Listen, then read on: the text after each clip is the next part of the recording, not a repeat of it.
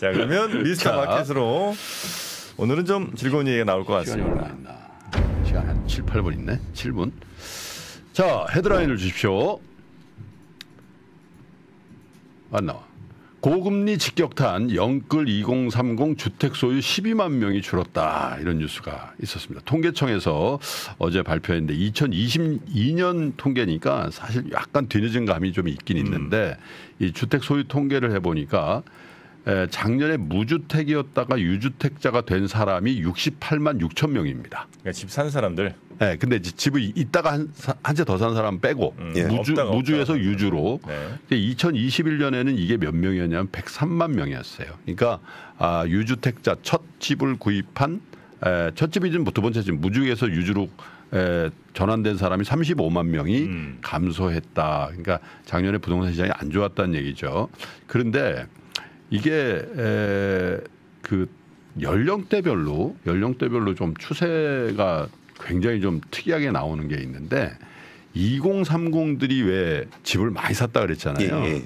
특히 30세 미만들이 집을 좀 샀다 뭐 이런 얘기가 나왔는데 작년에는 30세 미만은 2030 통틀어서 주택 소유가 줄었어요. 예. 그러니까 작년에 줄었다라는 건 대체로 손절을 쳤을 가능성이 많이 있다라는 뜻이기도 하죠. 왜냐하면 재작년이나 재재작년에 샀던 사람들이 줄었으니까. 그래서 2030 20대와 30대 통틀어 보니까 이 연령대에 주택을 소유하고 있는 사람 수가 아까 말씀드린 것처럼 12만 명이 줄었습니다. 네. 네, 통계 그 차트를 한번 보여주시면 네. 저게 이제 뭐 30대도 계속 변하죠. 뭐 30대도 40대가 되고 그럽니다만은 30에서 39세 사이에는 2019년서부터 2022년까지 그 지속적으로 조금씩 줄어요. 그래서 작년에 30에서 39세 30대 집을 갖고 있는 사람의 수가 154만 명이고요. 30세 미만 그러니까 이거 뭐 대체로 10대도 뭐 증여받고 하니까 뭐 포함되겠습니다. 주로 20대일 텐데 20대는 처음으로 줄었습니다. 29만 1,000명이었는데 27만 4천 명으로 줄었다는 거죠. 그러니까 이분들 중에 상당 부분은 원인을 찾아보면 레버리지를 저금리 때 변동금리로 쭉 당겨가지고 샀는데 그게 이제 금리가 오르다 보니까 왜냐하면 기준금리가 1%에서 3%대가 됐고 거기에 연동해서 대출 이자 우리나라 뭐 주담대는 대부분 상당 부분이 고정금리가 아닌 변동금리로 돼 있다는 건 아시잖아요. 그죠? 예. 그래서 많이 부담이 됐을 것이다. 그리고 그 최악의 국면에서 주택 소유를 줄였다라는 건 금리를 못 버텨서 어쩔 수 없이 팔았고 그리고 지난주인가 말씀드렸습니다만 아파트 경매가 많이 나온다. 근데 경매가 많이 나오는 데를 보니까 노원구라든지 이런 데들이라는 거죠. 예. 근데 주로 매도를 그냥 한 분들도 많이 있지만 뭐 매도를 못하고 경매에 넘어가는 케이스들도 나오고 있다 이런 거죠. 그래서 전반적으로 금리 상승기에 어떤 자산을 레버리지를 일으켜서 뒤늦게 사는 케이스가 이런 건데 사실 좀 씁쓸한 뉴스예요. 왜냐하면 우리 권 프로는 몇 살 때 첫 집을 장만했습니까? 제가 30대 후반쯤인 것 같아요. 네. 저는 30대 초중반, 30대 중반이었던 것 같아요. IMF 끝나고 그러니까 네. 30 정도. 정프로는 없잖아요 아직. 있었잖아. 아 그때? 네, 있었잖아. 그때 한 6, 7년 전쯤인 것 같은데. 40대구나. 그러니까. 40대 한 초. 6, 7년 전이 40대 초라는 거죠? 아니 20대 후반이야.